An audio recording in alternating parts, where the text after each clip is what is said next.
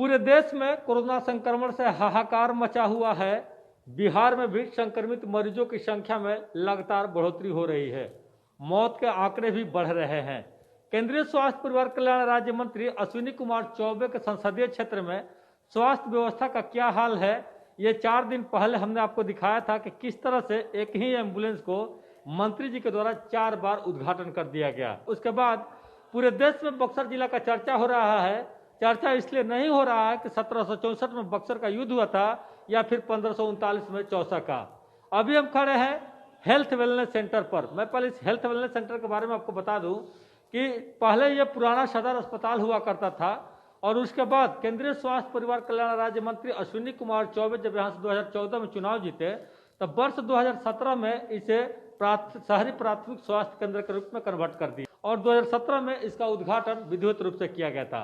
लेकिन 8 महीना बाद जब लोकसभा की चुनाव सर पर आई तब मंत्री जी को यह याद आया कि अपने संसदीय क्षेत्र के लिए शायद वो कुछ नहीं कर पाए हैं। 8 महीने बाद ही इस बिल्डिंग का रंग बदलवा करके 2018 में फिर इसका उद्घाटन कर दिया और उस समय यह दावा किया गया था कि इस हेल्थ वेलनेस सेंटर में एक एम्बुलेंस, लावाइक, मेडिसिन एटीएम और टेलीमेडिसिन सेवा की यहाँ से शुरुआत की गई थी। आप देख सकते हैं केंद्रीय स्वास्थ्य परिवार कल्याण राज्य मंत्री अश्विनी कुमार चौबे के द्वारा लोकसभा चुनाव 2019 से पहले ये सौगात उनके द्वारा दिया गया था और ये मेडिसिन एटीएम है।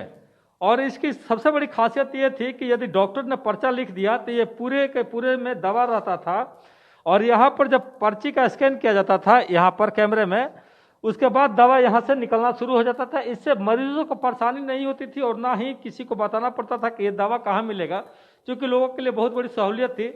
लेकिन दुर्भाग्य कहिए इस बक्सर का कि जिस बक्सर ने केंद्र में 2 बार केंद्रीय स्वास्थ्य परिवार कल्याण राज्य मंत्री दिया, वो मंत्री केवल बक्सर में उद्घाटन के लिए ही सौगात देते हैं। उद्घाटन करने के साथ ही वह योजना भी समाप्त हो जाता है। ये दूसरा आप देखेंगे टेलीमेडिसिन सेवा है और जिस समय इसको यहाँ पर स्थापित किया गया था उस समय मंत्री जी ने यह दावा किया था बक्सर बैठे मरीज इसके माध्यम से ऑनलाइन पटना में एम्स से अपना मरीज को दिखा सकते हैं। लेकिन इसका क्या दशा है आप देख सकते हैं और ये इस पर आज तक एक भी मरीज का स्कैन नहीं हुआ, एक भी मरीज यहाँ से लोग नहीं दिखा पाए।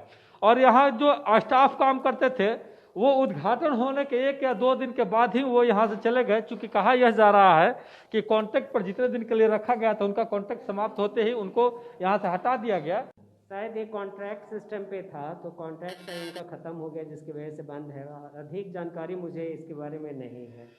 डिस्ट्रिक्ट में फार्मासिस्ट की कमी है जिसकी वजह से जुगाड़ किया गया है, दूसरे को लगाया गया है। जितनी जानकारी है उन्हें ट्रेनिंग दे करके यहाँ काम कराया जा रहा है। परेशानी तो आप लोग को भी हो रही होगी ना? थोड़ी परेशानी तो जरूर हो रही है, फार्मासिस्ट और इनमें अंतर तो जरूर है। कि जो यहाँ पर मेडिसिन एटीएम या टेलीमेडिसिन सेवा की जो शुरुआत की गई थी वो पिछले 2018 से लेकर के उद्घाटन हुआ, उसके बाद से लगातार बंद है और आज तक उसमें दवा नहीं रखा गया। हालांकि किसी भी हेल्थ वेलनेस सेंटर के पास अपना एम्बुलेंस नहीं है। उद्घाटन के समय यहाँ पर 6 लावाइक दिया गया था। उस लावाइक में सुविधा दी गई थी कि गांव-गांव में जाकर के लावाइक के माध्यम से 76 प्रकार का जांच किया जाएगा और लोग जो है वो घर बैठे ही उस सुविधा का लाभ ले सकते हैं। बक्सर के लोग आज यह मंत्री जी सवाल बार बार पूछ रहे हैं कि आखिर एक ही योजना को बार बार उद्घाटन करके मंत्री जी क्या साबित करना चाहते हैं। मंत्री जी हर बार कोई ना कोई योजना की घोषणा करके बक्सर वासियों को ठगने का प्रयास करते हैं, लेकिन सच्चाई यही है कि कोरोना काल 2020 हो या 2021 मंत्री जी के द्वारा बक्सर वासियों को कोई सौगात नहीं दिया गया, जिसके चलते लोगों की परेशानियां बढ़ रही है। और हालात कितनी भयावह है इस बात को देख करके आप अंदाजा लगा सकते हैं कि 10 मई को किस तरह से गंगा नदी में सैकड़ों लाशें तैर रही थी। लोग अपने बीमार परिजनों को कंधे पर उठा करके एम्बुलेंस नहीं मिलने के कारण अस्पताल लेकर के पहुंच रहे थे। लेकिन अभी भी कुछ पार्टी के नेता सियासत करने में लगे हुए हैं, मंत्री जी को लोग धमकाने में लगे हुए हैं। लेकिन मंत्री जी शायद यह भूल रहे हैं कि लोकतंत्र में जनता सबकी मालिक होती है और समय आने पर हिसाब भी बराबर कर देती है। उमेश पांडे, ईटीवी भारत, बक्सर।